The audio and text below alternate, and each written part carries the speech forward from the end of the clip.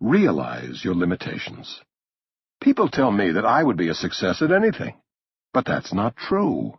I am primarily a builder, and then got a little lucky on television. These are some of the things I can do, and I put an enormous amount of passion into doing them well. But there are many things I cannot do. I am not good at computers. I know that no matter how hard I tried, I could never make it big with computers. I don't have the great love for the computer that the greatest information age entrepreneurs have. They just don't interest me.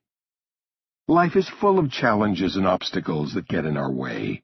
It's not possible to take on every challenge in life, but we can pick out something that we are excited by and think we can do. Then, when we encounter problems, we can climb over, go around, or go under until we reach our goal. I do not let anyone in my organization give up on a project until every possibility of success has been explored. I bought the land for Trump Place on Riverside Drive in New York's Upper West Side way back in 1974, and it is finally reaching completion in 2008. I stuck with it for over 30 years. I never gave up. Get out of your comfort zone. The readers of Business Week magazine voted me the world's most competitive business leader. I don't know whether that's true. I know many fierce competitors, but I am honored all the same, because I pride myself on my competitiveness and my drive to transcend the ordinary. You have to constantly challenge yourself to achieve greater and greater accomplishments. To do that, you have to leave your comfort zone. I have become one of the biggest developers in New York, but there is tremendous competition in New York, so I am always on my toes and always trying to do better. I also compete with myself. I keep challenging myself to move forward and to maintain my momentum. I always strive to do things better, no matter how much success I may have achieved. For example, the Trump brand is now one of the most recognizable and valuable trademarks. It is synonymous with the very best things in life. When I was looking for a brand of vodka to bear the Trump trademark, I wanted only the finest super premium vodka, and I wanted to deliver the product to consumers in the style worthy of the Trump trademark. I found that vodka. I did the same with the Trump line of shirts, ties, and suits sold at Macy's, and they are all doing very well. I push myself to deliver the very best in everything I do because it has my name on it. Somebody once asked me why I am never satisfied with where I am in life. It's simple. That's not who I am. If I were satisfied, I wouldn't be Donald Trump. I found out from experience that it doesn't work for me. If you rest on your laurels, you are through. In the late 80s, I thought I had made it big and did not have to work hard anymore, but I quickly learned that the world is a changing place. You cannot stand still. If you do, life will pass you by. I like to live my life on the cutting edge of progress, not for the money, but for the sheer joy of participation. I would never give that up. I've noticed that real estate people never retire. They just keep making deals and fixing up their properties even into their 80s and 90s. For some reason, they never retire. It must be the love for their work. Take action. It's good to dream big, and you will get nowhere unless you create big dreams. But you must have the courage to make those dreams real. Once you set your goals, start looking for opportunities to start acting on them. If you hesitate when an opportunity presents itself to you, it may be the fear of failure that makes you procrastinate. Break through this fear. For if you make a habit of procrastinating, then all your goals become empty promises that will never be fulfilled. Always keep your promises to yourself by making a habit of acting on your goals. After you discover what you love doing, you have to take action. I started buying and selling property when I was still a student at the Wharton School of Finance. You should get involved with what you love doing quickly, at whatever level you can. It should be and remain enjoyable for you. As an example, Katie Couric is not having fun. You can see it in her eyes. She just doesn't want to be on the evening news, and it shows. Also, study books and learn from experienced people in the field. Then, as soon as you can, start doing it. Don't wait around for the right time or until you're perfect. It will never happen. Start right away. You will learn more from doing than you would learn from anything else. You have to get the knowledge. You have to get into a field that you really like, and you have to go out there and kick ass. That's all you have to do. Get out there and go for it. Zanker's take. To do something really well, you have to love it. But it's not easy. Most people grow up being taught that work is not fun. Parents and teachers want you to work hard in school, and the rest of the time you can have fun doing what you want. Playing dodgeball is fun. Going to school is not fun. Then, as a young adult, you have to pick a profession. Most of us are unprepared. We cannot imagine how work can be fun because we've been conditioned to think otherwise. So we are lured into jobs that our parents favor, jobs that lead to an automatic paycheck and a high level of prestige.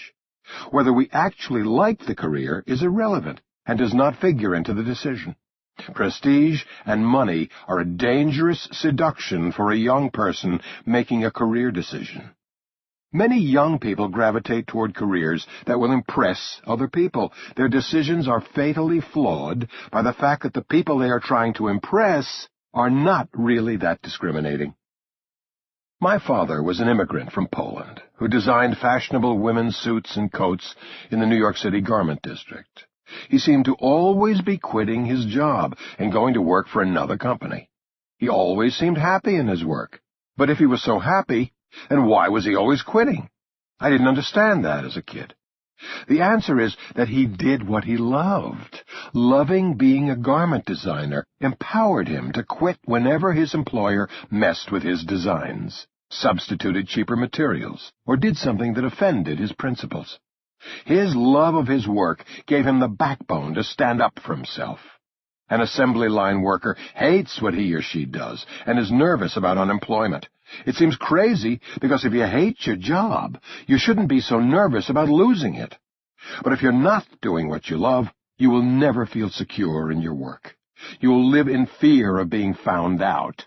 But do what you love, and you'll have the kick-ass attitude you need to succeed, even if it means changing jobs and staying out of the assembly line comfort zone. I have a doctor friend who decided in high school what he wanted to do. He wanted a quick route to money and prestige. He never considered whether he would like it. Now he regrets his choice, and is always telling me how much he hates it. Everyone thinks that they want financial security.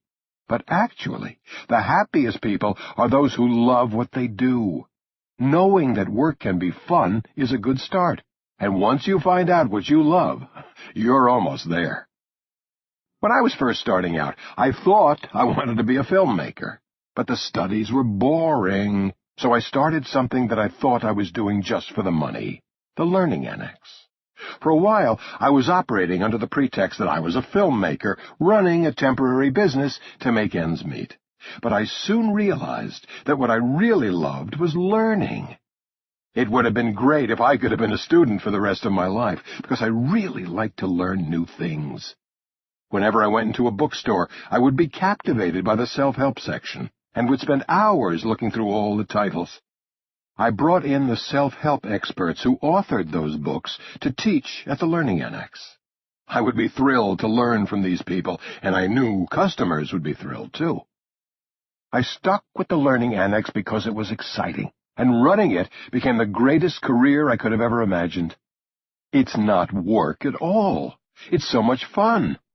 I get to learn all the time from the greatest teachers in the world. I find gurus I want to learn from, convince them to share their knowledge with my students, which includes me, and I am in bliss. That is not work. It's what I love.